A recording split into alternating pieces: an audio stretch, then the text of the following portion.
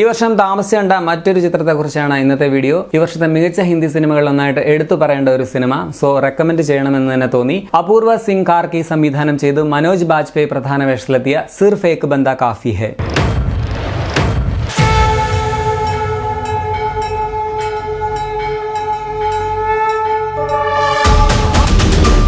സിർഫ് ഏക് ബന്ദ കാഫി ഹെ എന്ന് പറഞ്ഞാൽ ഒറ്റ ഒരാൾ തന്നെ ധാരാളം, അല്ലെങ്കിൽ ഒരു സാധാരണ മനുഷ്യൻ മാത്രം മതി എന്നാണ് അർത്ഥം. അവൻ ഒറ്റ ഒരുത്തൻ മതി എന്നൊക്കെ സിമ്പിളായിട്ട് കാഷ്വലായിട്ട് പറയാം. പടം കണ്ടു കഴിയുമ്പോൾ ആ പേര് എത്ര അർത്ഥവത്താണെന്ന് നിങ്ങൾക്ക് മനസ്സിലാകും. ഈ സിനിമ ഒരു യഥാർത്ഥ സംഭവത്തെ ബേസ് ചെയ്താണ് രചിച്ചിട്ടുള്ളത്. ആസാറാം ബാപ്പു എന്ന ആത്മീയ നേതാവ് 2013 പോക്സോ ആക്ട് പ്രകാരം ജയിലിൽ പോയതുമായി ബന്ധപ്പെട്ട സംഭവത്തിൽ നിന്നും ഇൻസ്പയർഡ് ആയിട്ടുള്ള തിരക്കഥയാണ്. കഴിഞ്ഞ ആഴ്ചയാണ് ജിത്തു ജോസഫ് മോഹൻലാൽ ടീമിന്റെ നേര് എന്ന സിനിമ റിലീസായത്. ഇതിന്റെ തീമുമായിട്ട് സമാനമായിട്ടുള്ള, അങ്ങനെ കംപ്ലീറ്റ്ലി പറയാൻ പറ്റില്ല, അതേപോലെ തന്നെ ഒരു പെൺകുട്ടിക്ക് നീതി കിട്ടാൻ വേണ്ടിയുള്ള ഒരു കോർട്ട് റൂം ഡ്രാമ, അങ്ങനെയുള്ള ഒരു കഥയാണ് ഈ ചിത്രത്തിന്റേത്. മനോജ് ബാജ്പേയി ആണ് സിനിമയിൽ പ്രധാന വേഷമായ സോളങ്കി എന്ന വക്കീലായിട്ട് എത്തിയിട്ടുള്ളത്. C5 ഡയറക്റ്റ് OTT ആയിട്ട് റിലീസ് ചെയ്ത സിനിമയാണ്. ശരിക്കും പറഞ്ഞാൽ തിയേറ്ററിൽ വന്ന പല ഹിന്ദി സിനിമകളെക്കാൾ മികച്ച സിനിമയാണ് ഈ OTT റിലീസ് ആകുന്നത്. മനോജ് ബാജ്പേയിയുടെ പ്രകടനമാണ് സിനിമയുടെ ഏറ്റവും വലിയ പോസിറ്റീവായിട്ട് എടുത്തു പറയേണ്ടത്. അദ്ദേഹത്തിന്റെ കരിയർ ബെസ്റ്റ് പെർഫോമൻസ് എന്ന് തന്നെ പറയാം. അങ്ങനെയുള്ള ഒരു കഥാപാത്രമാണ് സോളങ്കി എന്ന വക്കീല്. തന്നെ ഡിഫെൻഡ് ചെയ്ത വളരെ സീനിയർ ആയിട്ടുള്ള ഒരു അഡ്വക്കേറ്റിനോട്, അല്ലെങ്കിൽ അദ്ദേഹത്തിന് മറുവാദം നൽകുമ്പോൾ ആ ബെഞ്ചിൽ ഇടിക്കുന്ന സീനൊക്കെ ഭയങ്കര രസമുണ്ടായിരുന്നു.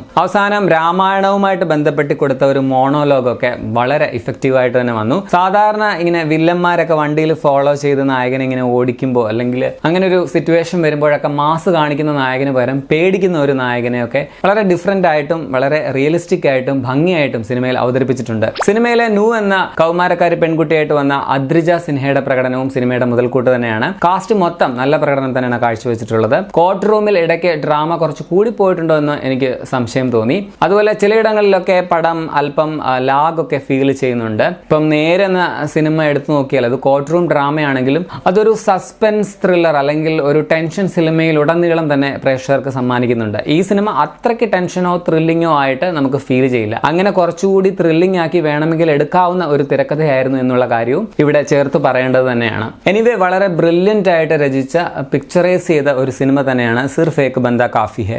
ഞാൻ ഈ സിനിമ മസ്റ്റ് വാച്ച് എന്ന കാറ്റഗറിയിൽ തന്നെ കൊടുക്കും. ഇതുവരെ ഈ സിനിമ എന്നെ പോലെ കാണാത്തവരാരെങ്കിലും ഉണ്ടെങ്കിൽ തീർച്ചയായിട്ടും കണ്ടു നോക്കുക. പടം ഹിന്ദിയാണ്, പക്ഷേ നിങ്ങൾക്ക് ഹിന്ദി തീർത്തും അറിയില്ലെങ്കിൽ തമിഴ് ഡബിംഗ് വേർഷൻ കൂടി അവൈലബിൾ ആണ്.